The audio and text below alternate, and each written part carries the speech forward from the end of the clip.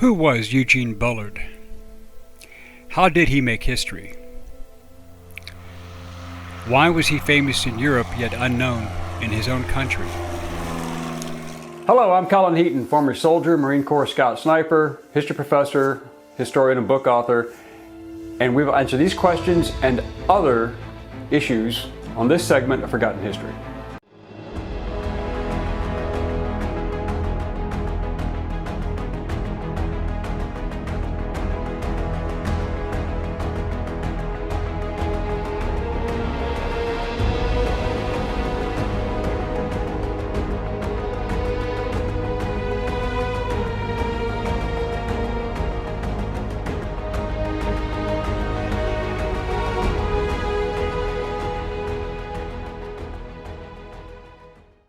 Eugene Bullard was born on October 9, 1895 in Columbus, Georgia, to William Bullard, a former slave, and Josephine Bullard. His father was born on a property owned by a Wiley Bullard, a slave-owning planter in Stewart County, Georgia. Eugene's early youth was unhappy. He suffered the trauma of watching a white mob attempt to lynch his father over a workplace dispute. Despite this event, his father continued to voice the conviction that African Americans had to maintain their dignity and self-respect in the face of the white prejudice.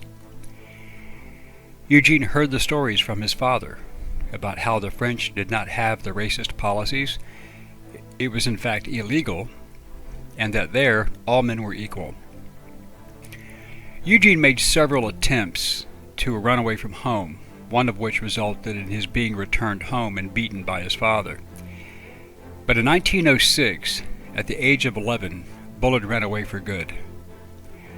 Stopping in Atlanta, he joined a British clan of gypsies known as the Stanleys and traveled with them, tending their horses and learning to ride.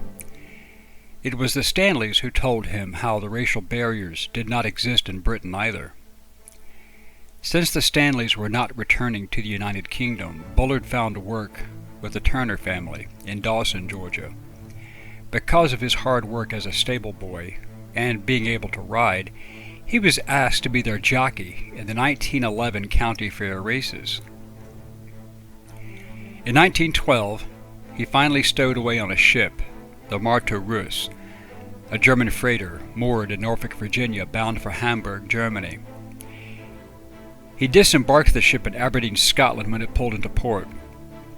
From there he went to Glasgow, then on to London, and worked as a boxer and slapstick performer in Belle Davis's Freedman Pickaninnies, a black entertainment troupe. While in London, he caught the eye of a then famous boxer named Dixie Kidd, who trained him. He saw his talent, and Eugene became a formidable lightweight and then a middleweight boxer. After several months of successful boxing matches in London, in 1913 Bullard went to France for a boxing match. He did quite well. Settling in Paris, he became so comfortable with French customs that he decided to make a home there. He later wrote, quote, "It seemed to me that French democracy influenced the minds of both black and white Americans there and helped us all act like brothers," end quote. World War I began in August 1914, so Bullard enlisted in the French Foreign Legion. While serving with the 170th Infantry Regiment, which was part of the 1st Moroccan Division, he distinguished himself in many ways. The 170th was nicknamed Les Hirondelles de la Mort, or, in English, the Swallows of Death. Such was their fearsome reputation in combat.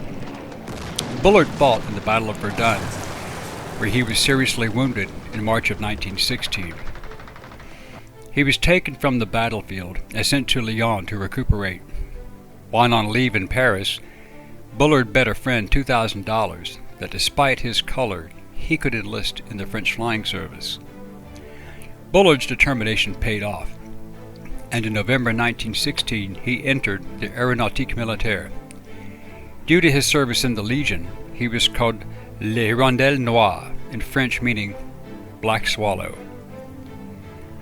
Bullard began flight training in Tours in 1916 and received his wings in May 1917. He was assigned to Escadrille Spa 93, then later transferred to Escadrille Spa 85 in September 1917, where he remained until he left the Aéronautique Militaire. In November 1917, while Bullard was flying a SPAD 7, he claimed 2 aerial victories, a Fokker triplane and a Pfalz D3, but neither victory could be confirmed at the time, with some accounts later, after the war, eventually verifying one of those victories, probably the Pfalz. The SPAD 7, the aircraft he first flew in April 1916, and was one of the most successful fighters of World War I. It was a single-seat biplane that was sturdy and had a good climbing rate to 12,000 feet and good diving characteristics. The early models were powered with the 150 horsepower Hispano-Suiza 8A engine, which provided 119 miles per hour. Later SPADs were upgraded to the 180 horsepower and then 200 horsepower engines, giving an extra 10 miles per hour. Although less maneuverable than the lightweight Nieuport 17, currently in existence, it was very stable as a gun platform, and the Nieuport was eventually phased out in favor of the SPAD 8 when it arrived. During the war, approximately 5,600 SPADs were built. During his flying days, Bullard had an insignia on his SPAD 7, which was a heart with a dagger running through it, and the slogan, "All blood runs red." Reportedly, Bullard also flew with a mascot, a rhesus monkey named Jimmy. Bullard was one of the few black combat pilots during World War I, along with William Robinson Clark, a Jamaican who flew for the Royal Flying Corps, Domenico Mondelli from Italy, and Ahmet Ali Çelikten of the Ottoman Empire. After the United States entered the war in 1917, Bullard tried to join the U.S. Air Service, but he was not accepted, ostensibly because he was an enlisted man with the rank of corporal, and the Air Service required pilots to be officers and hold at least the rank of first lieutenant. However, the real reason was because of the racial prejudice. So, Bullard returned to the Aéronautique Militaire, but he was soon kicked out after a confrontation with a French officer, the details being unknown, but there was an assault charge that was later dismissed. He returned to the 170th Infantry Regiment until his discharge in October 1919. After the military, Eugene Bullard worked in a nightclub called Zély's in the Montmartre district of Paris. Then he owned a nightclub, which he named Le Grand Duc, which was an American-style bar. He also owned one similar to that called L'Escadrille. He operated an athletic club and was a trainer for boxers Panama Al Brown and Young Perez. During this time he married a Frenchwoman, Marcel Destrauman. A part-time jazz drummer himself, he became friends with some of the notables of his day, such as poet Langston Hughes. Later, he met and became best friends with jazz great Louis Armstrong. He also knew author F. Scott Fitzgerald, became friends with the First World War 43 victory French ace Charles Nungesser. Also, he became friends with artists Salvador Dali and Pablo Picasso, and became very close to author Ernest Hemingway and the American black singer Josephine Baker. The political intrigue in the 1930s saw Bullard involved in espionage activities against supporters in France of the Nazis. Before the war, the French were still being infiltrated by German spies, and the Germans, through their diplomatic service, would gather information. And Bullard was also very fluent in German as well as French, so he would listen at the tables as his customers dined and discussed without their realizing he could understand every word they said, and he passed this information on to the French intelligence ministry. Bullard, despite only having a 5th grade education, was a well-read and self-educated man, which is why the French intelligence services interviewed him, due to his fluency in languages. When the war came to France in 1940, he enlisted in the French army. His previous combat record being outstanding, he was assigned as a machine gunner in the 51st Infantry Regiment. However, he was soon severely wounded by an artillery shell, shrapnel hitting his back and legs, and fearing capture and also in great pain, he made his way to Spain, then Portugal, and eventually back to the United States. Upon arrival, Bullard spent some time in a New York hospital, but he never fully recovered from his wounds. Moreover, he found that the fame that he had enjoyed in France had not followed him to the United States. Nearly destitute, he worked as a perfume salesman, a security guard, and later as an interpreter for Louis Armstrong while on tour, but his back injury severely restricted him. In 1945, he attempted to regain his nightclub in Paris, but it had been destroyed during the war. But he did receive a financial settlement from the French government and was able to buy an apartment in Harlem, in New York City. Bullard then worked as a security guard and longshoreman, and he took up the cause of civil rights. In the summer of 1949, he was involved in an altercation with the police and a racist mob at a Paul Robeson concert in Peekskill, New York, in which he was beaten by police severely. These events left Bullard deeply disillusioned with the United States, and he returned to France, but he was unable to resume his former life there.